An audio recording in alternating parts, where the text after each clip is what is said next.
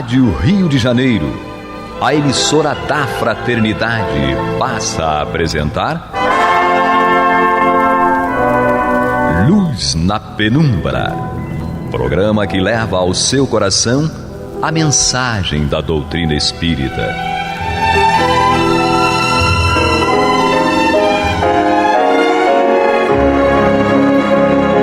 E com vocês, João Batista, para o estudo de O Livro dos Espíritos, da obra codificada por Allan Kardec. Papai do céu nos guarde, nos abençoe. Louvado seja nosso Senhor Jesus Cristo. E que possamos fazer do tempo esta dádiva que a todos nós é dada de maneira igual, um recurso a mais para que a nossa caminhada seja cada dia mais firme e consistente na conquista dos valores morais que nos levarão à verdadeira felicidade. Hoje temos aqui conosco Américo Nunes. Olá, querido irmão, querida irmã, ouvinte da Rádio Rio de Janeiro, a emissora da Fraternidade. Sejam todos muito bem-vindos a mais um Luz na Penumbra. Vocês acabaram de escutar a fala do pai do Biel. Olha só. Ele não é apenas o Américo, ele é o pai do Biel e o nome da menina é? Maria Clara. Aliás, Maria Clara. É isso que nós somos, né? A gente deixou de ser quem é para ser pai de fulano. Exatamente. E temos aqui também Dario Raum. Olá, queridos ouvintes. Mais uma vez estamos aqui reunidos para um bate-papo sobre o Livro dos Espíritos. E ele é pai de quem? Pai de 5. mas você é avô do primeiro mês em abril. Mas o negócio é o seguinte, sendo ele obstetra, ele tem tudo a ver com a prole extensa. Bom, se for assim, eu sou pai de mais de 10 mil, né? Porque eu fiz de parto em hospital público. Então, é um avanço. Faz parte. Nós somos... veja bem, espírita é pela vida, isso, acima de tudo. Sempre. Então, exatamente por causa da nossa pró-vida, né? Vamos estudar agora as perguntas 114 e 115 do tópico Progressão dos Espíritos. Vamos começar com Dario. Pergunta 114. No tópico 114, pergunta é o seguinte: os espíritos são bons ou maus por natureza? Ou são eles mesmos que se melhoram? A resposta dos espíritos: são os próprios espíritos que se melhoram e, melhorando-se, passam de uma ordem inferior para uma ordem superior.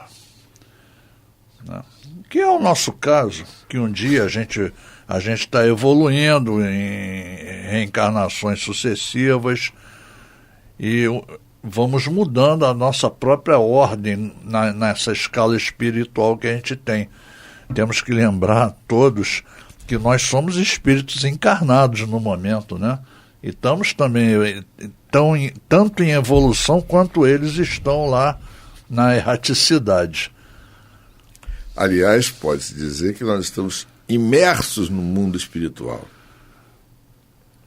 E isso é provado cientificamente. Se nós não sonhamos, nós podemos ter até um surto psicótico. E os sonhos são a expressão da capacidade de liberação do espírito com relação ao corpo.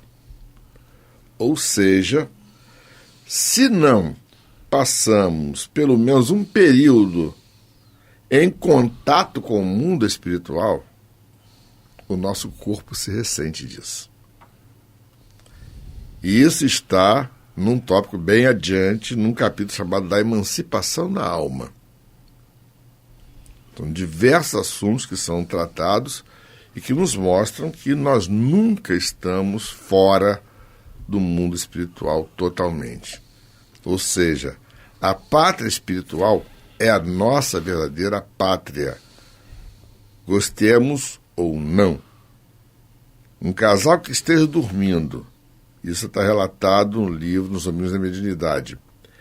A mulher sai para um lado, em contato com um determinado grupo de entidades, e o marido vai para um outro lado, para um outro grupo de entidades. São diametralmente opostos sob o ponto de vista ético-moral, os dois grupos. Mas é questão de sintonia. Mas o fato é que, de qualquer maneira, tanto ele quanto ela estão em contato com o mundo espiritual. Ou seja, nós nunca estaremos dissociados da vida espiritual. Isso é um fato real. Aliás, né, João, nós conseguimos perceber essa questão, ainda que a gente não se lembre do nosso sonho todas as vezes, mas conseguimos perceber essa questão analisando a forma pela qual nós acordamos no outro dia. Às vezes é comum, né, nós dormirmos poucas horas por conta do trabalho, alguma questão assim, mas ainda assim no outro dia a gente acorda refeito. E é comum também, acontece algumas vezes, de nós dormirmos o tempo necessário para o refazimento do corpo físico, mas ocorre no outro dia um fenômeno quase que paradoxo, que a gente acorda se sentindo esgotado. Você, querido irmão, querida irmã ouvinte, já passou por isso? É só o Américo, mas o Américo já passou. Pelo menos eu já percebi isso. Então, assim, isso dá pra gente mais ou menos uma indicação de que tivemos atividades intensas durante a noite. Não significa necessariamente que foram ruins. Muitas das vezes pode ser que a gente tenha até participado de tarefas espirituais nobres que drenaram a nossa energia, nos deixaram cansados. Mas a forma com a qual a gente percebe o nosso corpo ao acordar diz muito como foi a nossa noite de sono, não é verdade? Exatamente. Olha só, nossos espíritos mentores estão em contato. Que você falou que eu ia falar.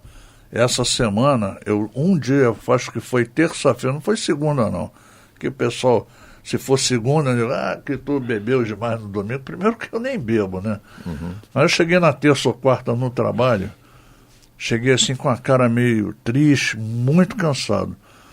A menina lá que me assessora no trabalho falou, doutor Dari, ela me chama doutor Dari, né? O senhor tá bem? Eu virei para ela e falei, olha, bem eu tô, mas o problema é que eu trouxe a cama nas costas. Parece que eu trabalhei, sabe, quebrando uma pedreira a noite inteira. Cheguei hiper cansado no trabalho. E dormi bem. Dormi a noite inteira. Sob o ponto de vista físico, né? Dormiu bem. Exatamente. E aí, vamos perguntar assim, o que isso tem a ver, teoricamente, com a evolução espiritual? Significa o seguinte, por que orar ao dormir? Por que fazer um balanço do dia que nós tivemos na hora de dormir? Para que nós tenhamos a companhia dos amigos espirituais que nos ajudarão a evoluir. Ou seja, quando a nossa mente se encontra num determinado diapasão de sintonia mais elevado, nós recebemos a possibilidade de adentrar o mundo espiritual com boas companhias, porque nós estabelecemos a sintonia antes de dormir. É ponto pacífico. E muitas vezes esse auxílio espiritual é dado de uma maneira tal, às vezes até bastante ostensiva, inclusive. Por que uma maneira bastante ostensiva? Porque, na verdade, eles não vão interferir com o nosso livre-arbítrio. De maneira alguma. Mas vão nos dar algumas orientações que podem ser de um valor enorme,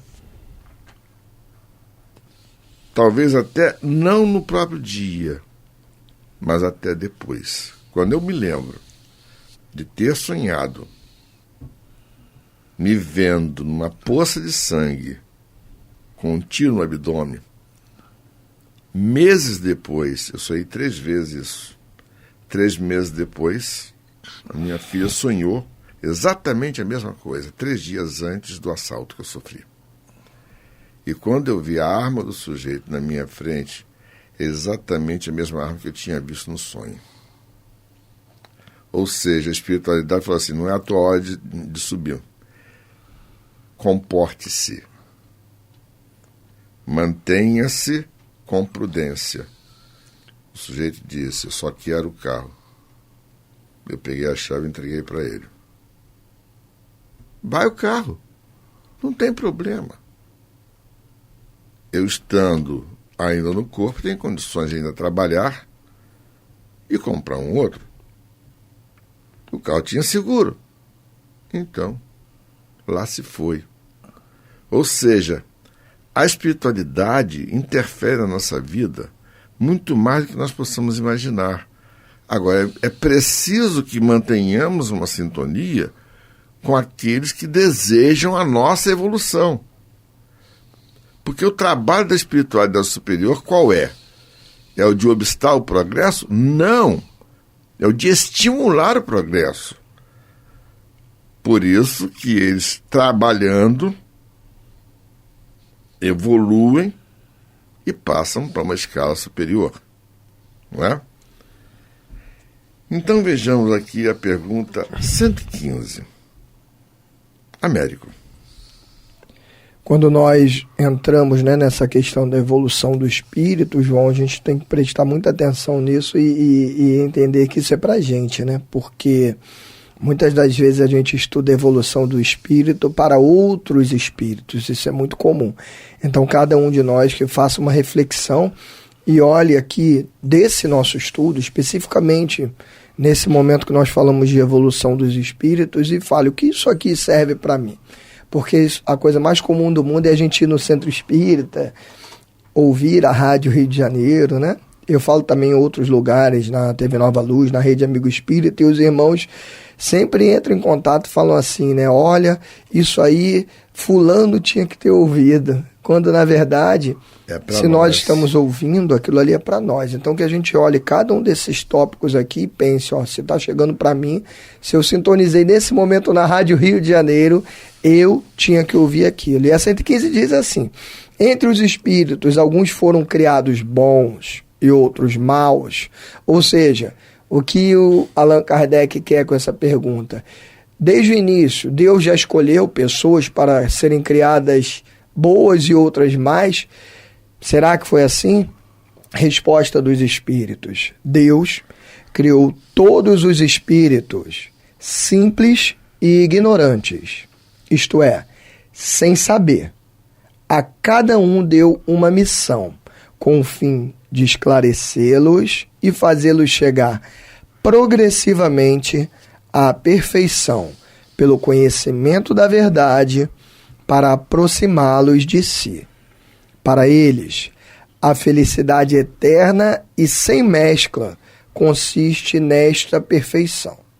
Os espíritos adquirem esses conhecimentos passando pelas provas que Deus lhes impõe. Então, quantas das vezes nós reclamamos de determinadas provas na nossa vida e pedimos para que Deus nos tire daquelas dificuldades, daquelas provas, quando na verdade aquelas provas vêm justamente para a nossa evolução.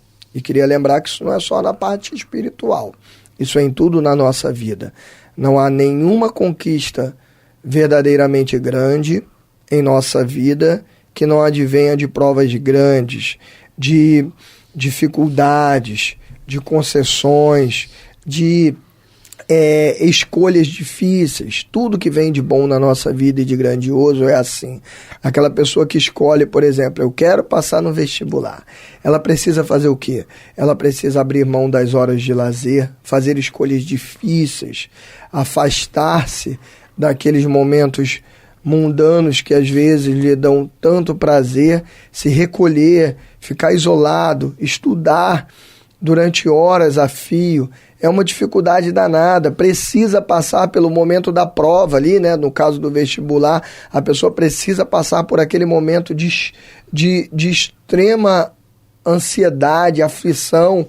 Alguns dão dor de barriga, outros tremem, cada um passa de uma forma, mas assim, tudo isso vale a pena. São essas provas que nos fazem crescer. Se formos bem na prova, virá um amanhã muito melhor. Então, não peçamos a Deus mais para que alivie as nossas provas, mas entendendo que são as provas que nos fazem evoluir, peçamos a Deus ao contrário, que nos ajude a passar bem pelas nossas provas. E no final ele diz assim, que uns aceitam essas provas com submissão e chegam mais depressa à meta, outros só suportam murmurando, e assim, por culpa sua, permanecem afastados da perfeição e da felicidade prometida. Mas eu acho que o João só vai deixar eu comentar depois do intervalo. Exatamente. Vamos ouvir a nossa...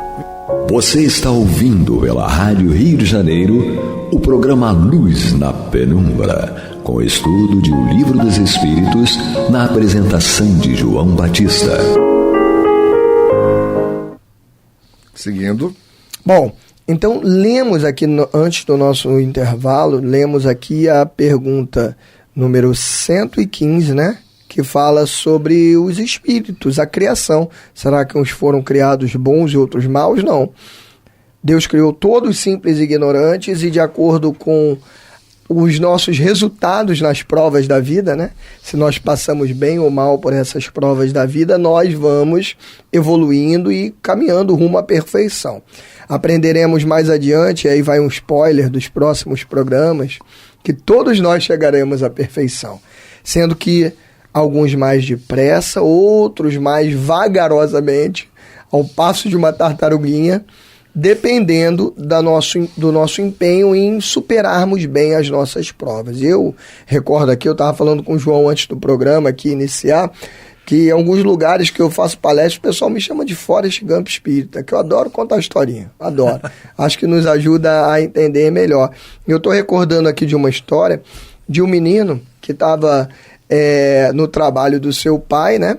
E o seu pai estava ali precisando trabalhar, fazer as coisas, e o menino toda hora vinha, perguntava alguma coisa. A gente que tem filho sabe como é que é, eles são maravilhosos. O tempo todo eles estão perguntando alguma coisa, pegando, eles não conseguem ficar parados nem um segundo, né? Eu particularmente adoro isso, eu adoro minha filha fazendo assim, sabe, o tempo todo essas travessuras.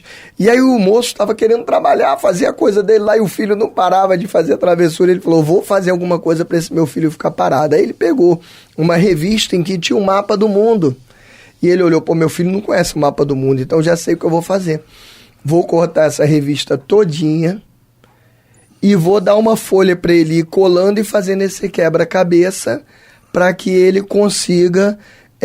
quando ele fechar o mapa do mundo, ele vem aqui de novo. E ele pensou com ele mesmo, como ele não conhece o mapa do mundo, ele vai demorar horas, vai dar para eu acabar todo o meu trabalho e voltar a brincar com meu filho. Ele vai demorar horas fazendo isso. Daqui a poucos minutos, volta o menino com quebra-cabeça todo pronto. E ele olha e fala assim, meu filho, é impossível você ter feito isso. Nem eu conheço esse mapa do mundo todo para poder consertar isso aí e montar esse quebra-cabeça perfeito igual você montou. Como você fez isso, meu filho? Tem algum segredo? Tem, papai. Uma criancinha deu a maior lição de moral para o seu pai naquele dia. Papai, eu percebi, eu não conheço o mapa do mundo, mas eu percebi que virando a revista, na folha que você cortou na parte de trás, tinha a foto de um homem. Então eu virei a revista, cada pedacinho que você me deu para colar, eu virei a revista e montei a imagem do homem. E colei direitinho, quando eu virei, tá aí o mapa do mundo perfeito. E o homem olha para aquilo e fala, meu filho, então você não consertou o mundo, você consertou o homem. É exatamente isso que nós temos que fazer. Muitas das vezes nós buscamos consertar o mundo lá fora, sem imaginar que para consertar o mundo, nós precisamos consertar o homem, a mulher que existe dentro de nós. Nós precisamos nos consertar e não buscar que o mundo se conserte. Essa historinha eu acho que mostra perfeitamente o que nós buscamos, que é consertar o mundo de fora para dentro, e o segredo de conseguir fazer isso, que é o que o menino conseguiu, que é consertar o homem para consertar o mundo. Só um contraponto aí. É interessante, essa pergunta aqui nos traz a essência da justiça divina. Sem dúvida. Deus não poderia ter criado seres diferentes sem livre-arbítrio. Fato é, do uso do nosso livre-arbítrio, nós evoluímos mais ou menos rapidamente. E, como disse meu amigo Renatinho, nós reencarnamos para aprender a amar. Daria, para fechar o trabalho de hoje. Rapaz, eu tenho até uma certa impressão que nós, obviamente, fora... Eu não quero aqui dizer que, por ser espírita, nós somos superiores a outras religiões, às outras pessoas. Negativo, fora isso. Nós somos comprometidos com a verdade. Sim. Pois é. Mas podemos dizer que não sabemos. Mas você também, no assalto, livrou, né, de levar aquele tiro na barriga. Infeliz, né? Visto porque a tua espiritualidade sabe que a tua reencarnação é missionária também.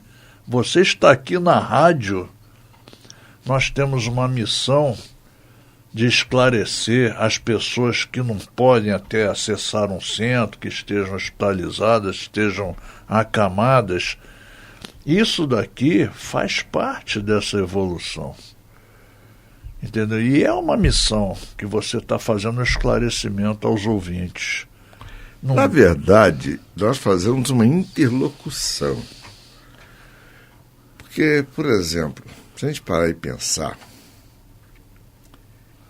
a tarefa que é passada para alguém é de acordo com o grau de débitos que tenha. Com certeza, a maioria dos espíritas, principalmente aqueles que divulgam a doutrina, são religiosos fracassados de outras épocas que utilizaram a religião como instrumento de poder, opressão, egoísmo, orgulho, vaidade e todos os males que permeiam o ser humano por conta do orgulho e do egoísmo. Ou seja, quem esteja falando de doutrina espírita tem que se lembrar de que, acima de tudo, o primeiro ouvido a escutar a fala dele é o próprio ouvido dele, que é o mais perto da boca. Não tem jeito. Então, para falar, é preciso viver. Eu posso dizer que eu não vivo tudo isso aqui que eu estou falando. Mas é necessário falar do bem, é necessário pensar o bem, é necessário fazer o bem. Não tem outro jeito de agir. Aliás, estamos falando de evolução, não tem outro jeito de evoluir, né? E sabendo agora, nessa questão 115, que todos viemos do mesmo jeito, simples e ignorantes, e que depende de nós, a nossa evolução, se não fizer como o João falou, fazer o bem, pensar o bem, dizer o bem. E olha, eu luto dia e noite, tá? Eu tô como o João. Dia e noite eu luto para me livrar do mal que ainda há em mim. E tem muita coisa que eu quero fazer o bem ali e não consigo. Eu tô nessa questão de débito tão grande que algumas vezes eu não consigo mais. Pelo menos a gente tem que lutar dia e noite para tentar fazer o nosso melhor. Mas, e só isso a gente já muda a nossa vida radicalmente. Todos nós. Vamos refletir a respeito. Que Papai do Céu nos guarde, nos abençoe, hoje, agora e para todos sempre. Que louvado seja nosso Senhor Jesus Cristo, que possamos fazer do tempo essa dádiva que a todos nós é dada de maneira igual, um recurso a mais para que a nossa caminhada seja cada dia mais firme e consistente na conquista dos valores morais que nos levarão à verdadeira felicidade. Graças a Deus. Graças a Deus.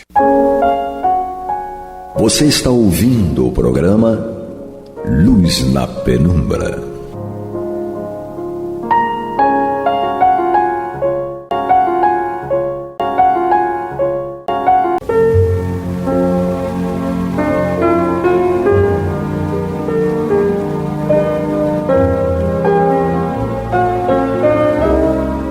Rádio Rio de Janeiro está levando ao seu lar e ao seu coração a mensagem consoladora da doutrina espírita, através do programa Luz na Penumbra.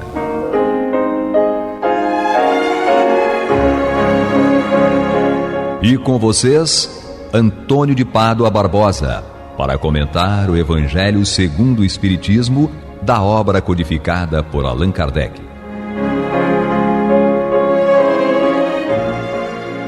Muito boa noite, meus caros amigos. Estamos aqui em continuidade ao estudo do Evangelho segundo o Espiritismo de Allan Kardec, no programa Luz na Penumbra. Nós ainda estamos em seu capítulo 17, Sede Perfeitos. E hoje nós vamos iniciar estudando o item 8, que tem por título A Virtude. É uma mensagem do espírito François-Nicolas Madeleine, enviada em Paris, 1863. Nós vamos, como sempre, seguindo a ordem do livro, dos assuntos, os capítulos, os itens. Nós damos uma lida e fazemos o nosso comentário a respeito, tentando elucidar para vocês de que se trata. Algum ponto que pareça não muito bem compreensível, vamos tentar elucidar para vocês.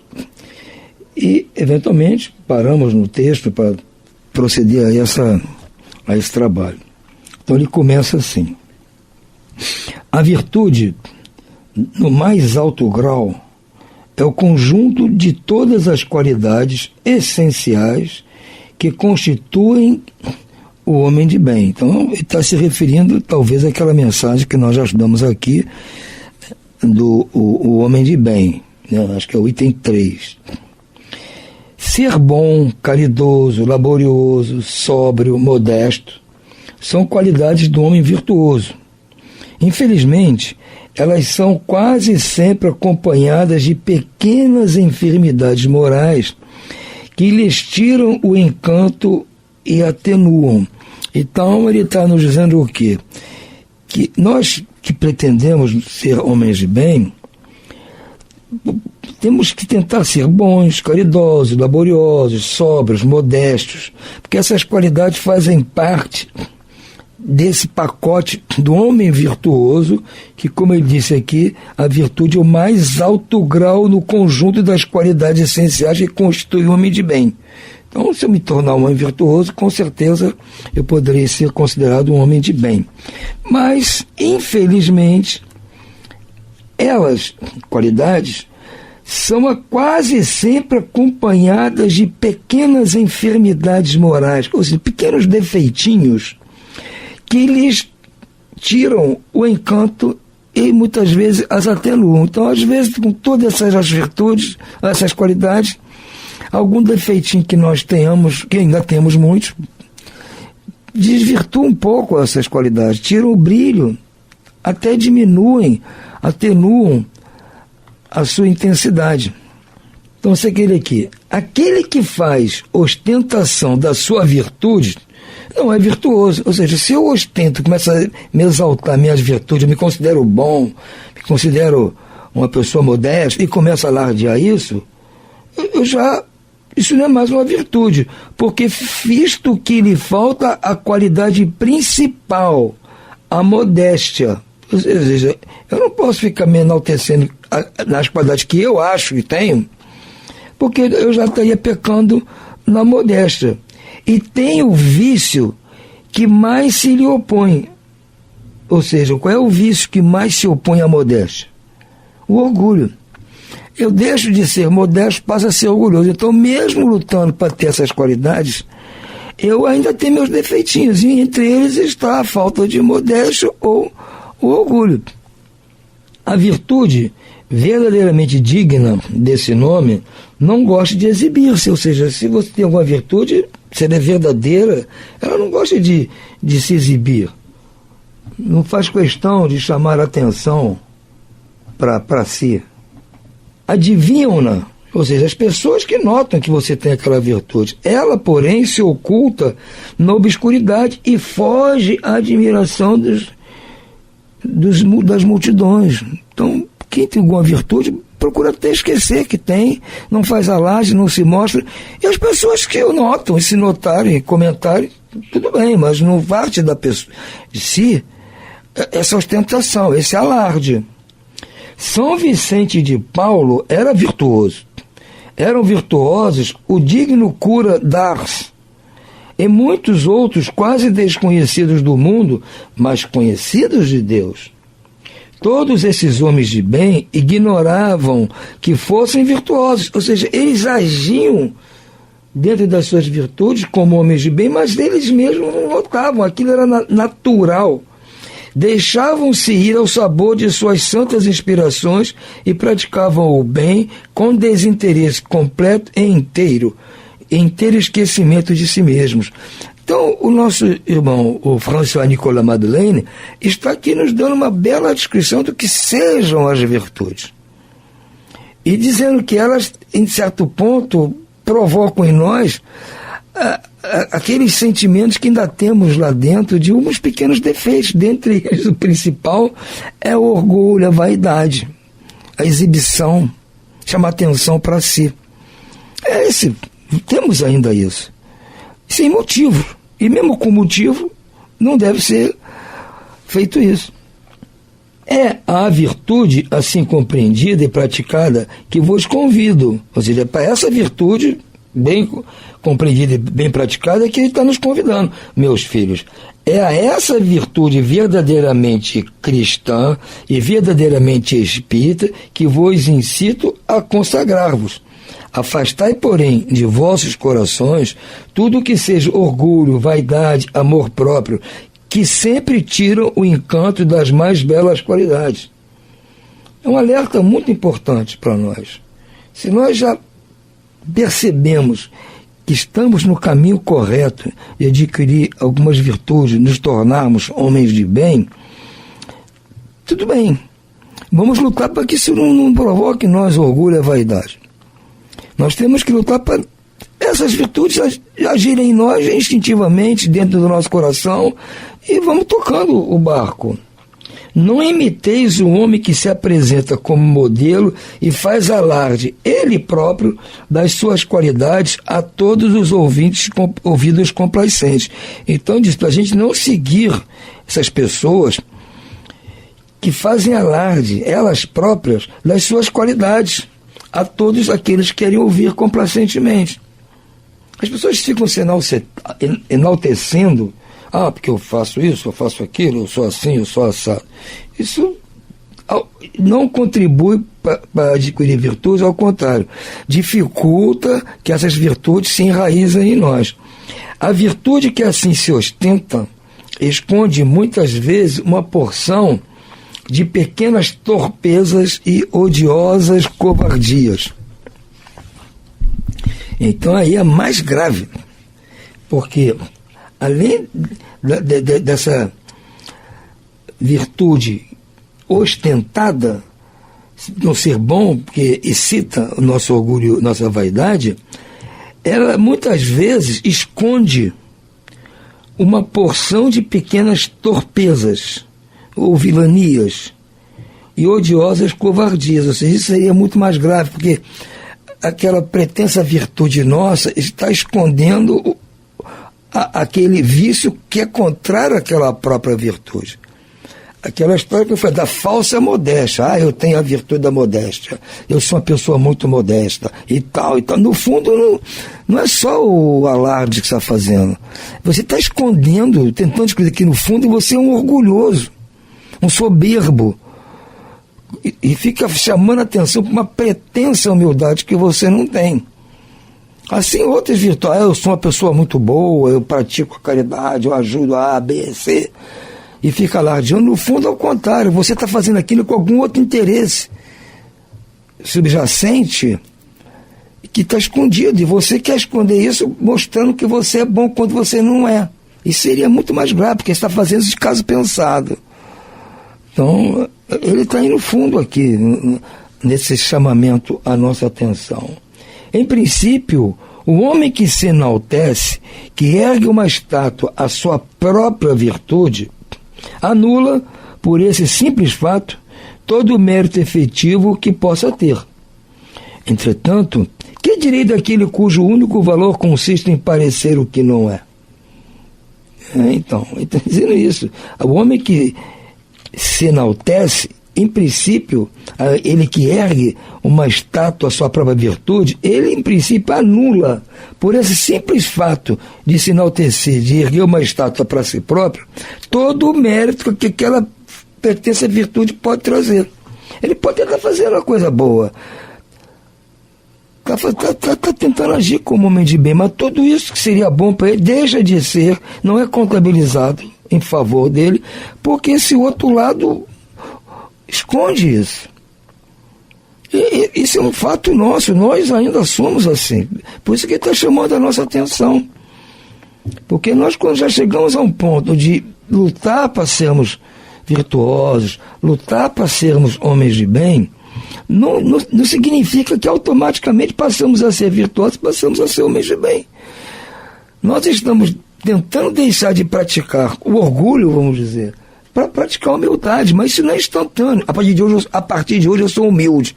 Não é assim que funciona. A partir de hoje eu sou modesto. Não é assim que as coisas são.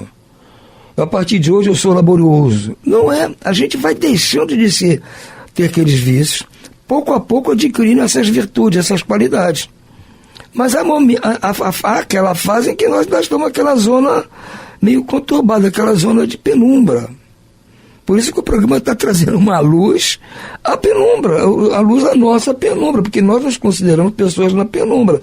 Nós não estamos na escuridão mais, graças a Deus, não estamos mais na escuridão total. Mas também não chegamos na luz, nós estamos na fase da penumbra.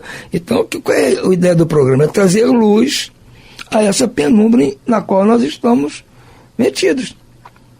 Porque fatalmente, mesmo agindo bem, muitas vezes, nós volta e meia escorregamos, agindo em contrário àquelas qualidades que nós já estamos tentando adquirir.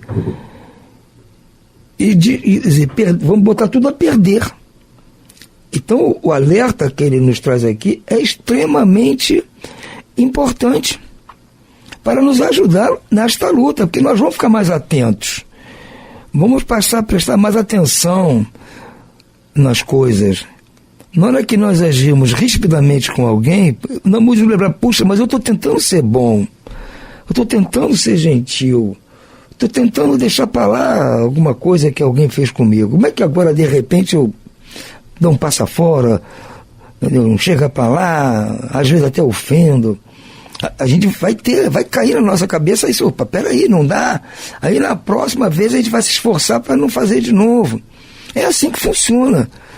Não pense que vai ser assim, de repente eu agora sou um anjo. Nós estamos há milênios neste planeta aqui evoluindo. Não vai ser agora que chegamos no século XXI que de repente vamos perder todas as manias, todos os vícios, todos os defeitos, porque ouvimos falar da doutrina espírita e resolvemos seguir os conselhos que estão aqui trazidos para nós. Nós já estamos na primeira parte, ouvimos os conselhos do Espiritismo, compreendemos esses conselhos, concordamos com o que o conselho nos mostra. Agora, como também diz aqui nesse capítulo, o Espiritismo tem que ser bem compreendido e bem sentido.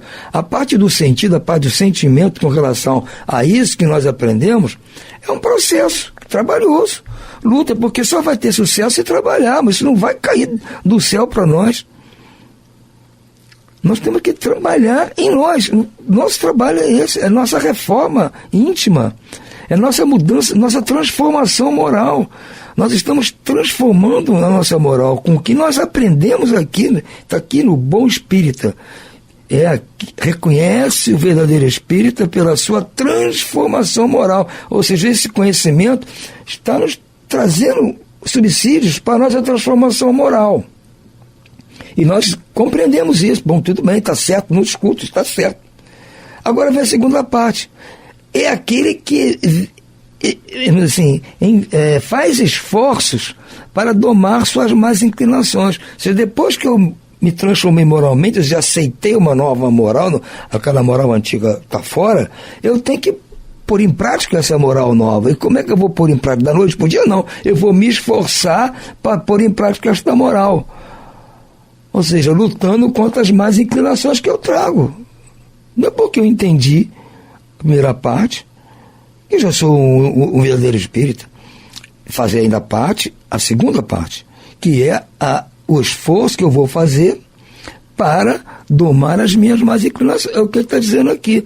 Nós já tentamos ter qualidade, tentamos ser virtuosos, tentamos ser homens de bem, mas ainda há, me diz aqui, pequenas enfermidades morais. Ele está dando um eufemismo aqui, uma metáfora para não chegar na nossa casa, olha, ainda tem uns defeitos aí que complicam a sua vida. Não, está dizendo, não, são pequenas enfermidades morais. E temos nos esforçar para acabar com elas. É o que Kardec diz lá no item 4. O verdadeiro espírita passou pela transformação moral e está lutando contra as suas más inclinações. É essa que é a ideia aqui também. Entretanto, que direi daquele cujo único valor consiste em parecer o que não é? Admito perfeitamente que o homem que pratica o bem experimenta uma sensação íntima em seu coração, mas desde que tal satisfação se exteriorize para colher elogios, degenera em amor próprio. Olha o que ele está dizendo aqui. A gente fica feliz quando faz o bem, mas a gente começa a cacarejar muito esse bem que a gente fez, já deslumbrando o efeito que esse bem poderia causar em nós. A vós todos, a quem a fé espírita aqueceu com seus raios, e que sabeis quão longe da perfeição está o homem, viu? Nós sabemos quão longe nós estamos da perfeição. Jamais esbarreis em semelhante escolha, ou seja, não vamos escolher isso. A virtude é uma graça que desejo a todos os espíritas sinceros. Entretanto, eu lhes direi, mas vale pouca virtude... Vejam bem, mas vale pouca virtude com modéstia do que muita virtude com orgulho. Porque a primeira virtude que nós temos que lutar para ter é a humildade, gente, a modéstia. Porque ela impede que todas as outras apareçam. Ela deslustra, quando não está presente, todas as outras. Então ele falou, mesmo que eu tenha poucas virtudes, mas eu for modesto, já é o primeiro passo. É pelo orgulho que as humanidades sucessivas se têm perdido. Então, desde milênios atrás, nós estamos nos perdendo por causa do nosso orgulho. E é pela humildade que um dia elas haverão de redimir-se. Então, a humildade que tem que ser o objetivo nosso, para facilitar que todas as virtudes que nós possamos vir a ter, mesmo que em pequena escala, tornem-se puras, com tendência a aumentar. Porque a humildade está nos ajudando nisso. E o orgulho, a vaidade, só vai atrapalhar a nossa caminhada. É o que nosso irmão está nos propondo aqui, que eu considero muito importante.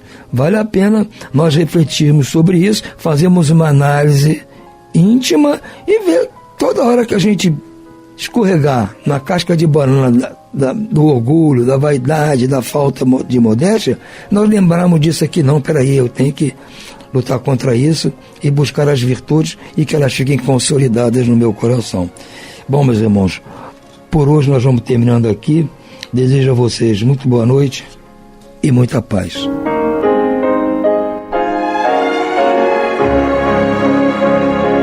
E vamos ouvir agora a prece de encerramento de nosso programa, na voz de Geraldo de Aquino.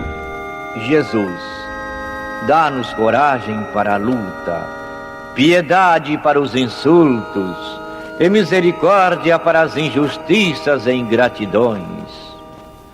Limpa nossa alma de inveja e ambições mesquinhas, de ódio e de vingança o nosso caminho.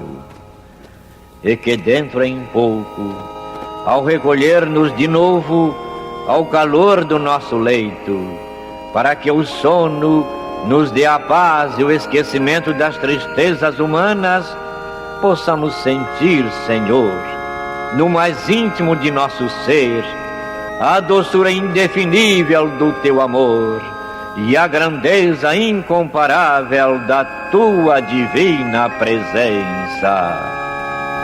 Que assim seja.